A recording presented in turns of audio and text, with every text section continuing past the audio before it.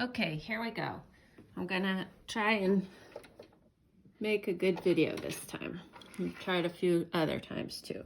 So you're gonna start with 2 pieces of fabric. You can do 3 if the fabric is super thin. And you're gonna pin them right sides together. If you do 3, the one that you don't want to show will just go on. The one that you don't want to show will go in the middle. And then, or no, it'll go on top, because then when you turn it, it won't show. Okay, so the first thing we're gonna do that I've already done is figure out which one you want for your top, and you're gonna stitch from edge to edge a 1 inch seam allowance. So like that.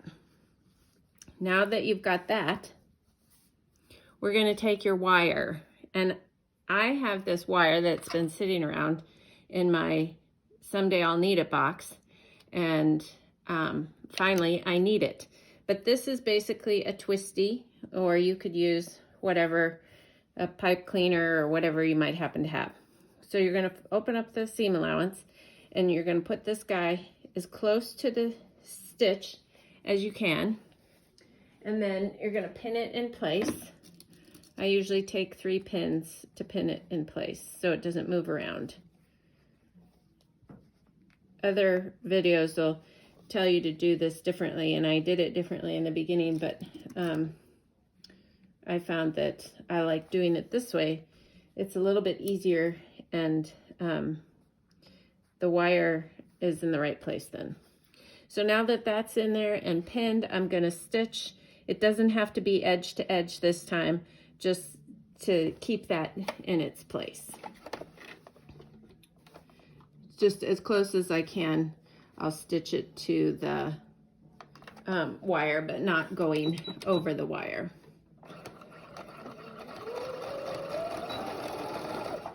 I got too far away here. I'm going to make it closer.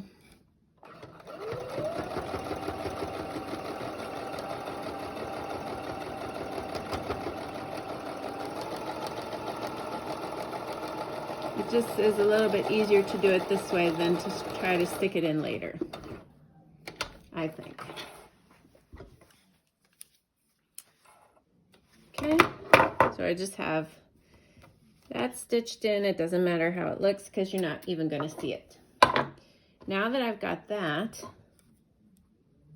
I'm going to take and whatever I'm going to use for my ear loops. And today I'm going to use these. These are my new thing. And I'm going to open this up, and the top end of the loop is going to go right next to the stitch, and then the bottom, don't put it all the way to the bottom because you're going to have a seam allowance, but you can put it, you're going to have like a 3/8 inch seam allowance, so you can just put it where you want it, but you just have to, you can try to do it the same on both sides. You could always measure so that you get them the same, but I never do, because I usually just wing it. When you're using fabric like this, which is old dress shirts, by the way, it has a grid, so it makes it a little bit easier. So this one's going to go all the way up to the top, right next to the seam. And then the bottom one, I'll try to match.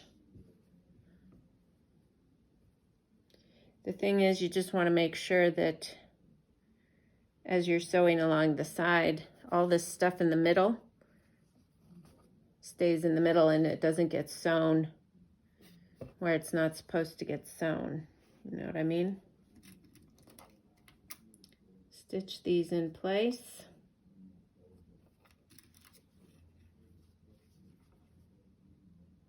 Or pin them, I mean. Okay, now we're going to stitch. We're going to stitch down like 3/8 inch, which is just the width of the foot, and then over, but we're going to have to stop kind of in the middle and back stitch and then start again and back stitch so we can turn it right side out. Other ways of sewing this make that process a little bit easier than this, but I like doing it this way better. So this is how it's happening now. So I'll just start up here. Don't have to start at the top, you just start where you stitch that first line. Sometimes I backtrack over the ear loops. Just depends on if you think it needs a little reinforcement. And I think I will.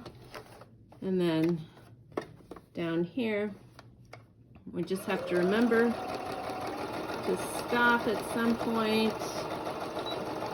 backtrack so we can leave our space.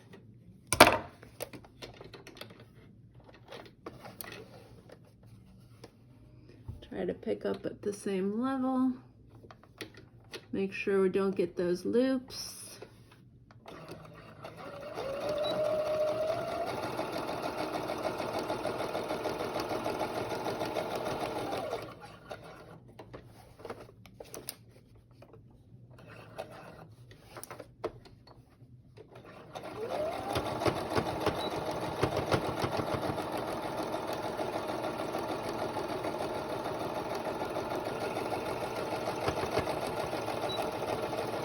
Now, I'm going to turn my iron on because I'm going to need it in a minute. Okay. Take out all these pins.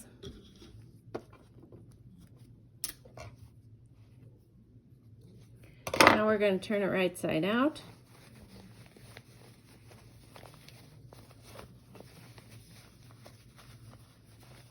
We probably could have done 3 layers on this fabric,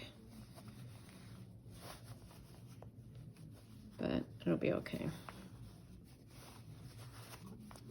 You can poke out the corners if you want with a paintbrush or something, a pencil. Okay, now I'm going to iron it. I'm not going to show you how I iron it because I think you got that.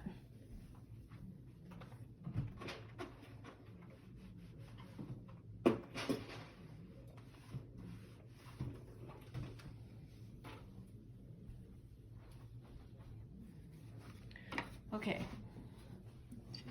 now it's ironed, and got to be mindful of the hole, so I'm just going to pin it. Now we're going to put the pleats in. You can do 1 pleat, 2 pleat, or the way I've been doing them is to do it this way.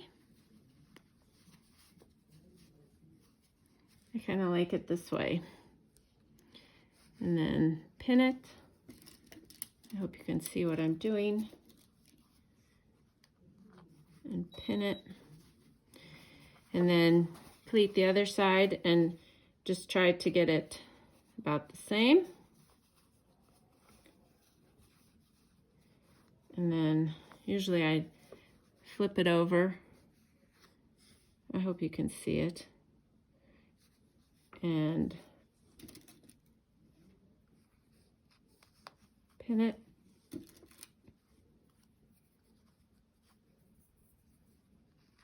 Pin it. Now, in case you didn't see before, I made the pleats like that. Can match it. And then some people iron the pleats in, but I do not. Now what we're going to do is zigzag stitch around the whole thing. And so the wire is at the top. So when I zigzag stitch around that, I'm going to stitch a little bit lower than right at the edge. So I'm not necessarily stitching the wire. My needle's more likely to break if I do that, I guess. So I haven't been doing that.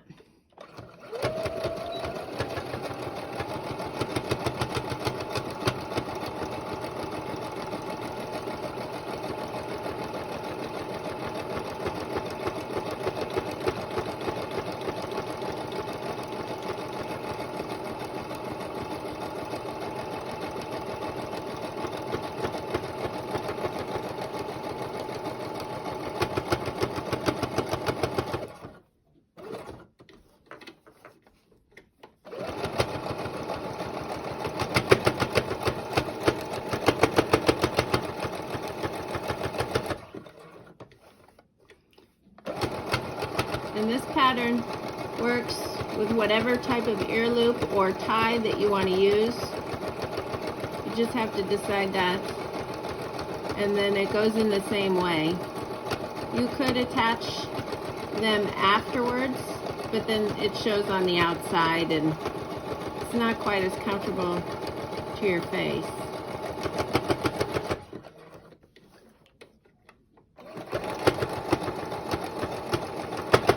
I'm not sure if I did a very good job on these loops. This is only the second or third time I've used them. I may have gotten them too big. I think it'll be fine. So, just like that, it's done.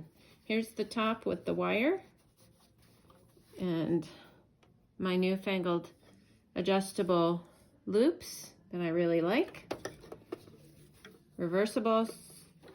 You could use it reversible, but I like to have two different types of fabrics so you know which side your face has been up against. That's all.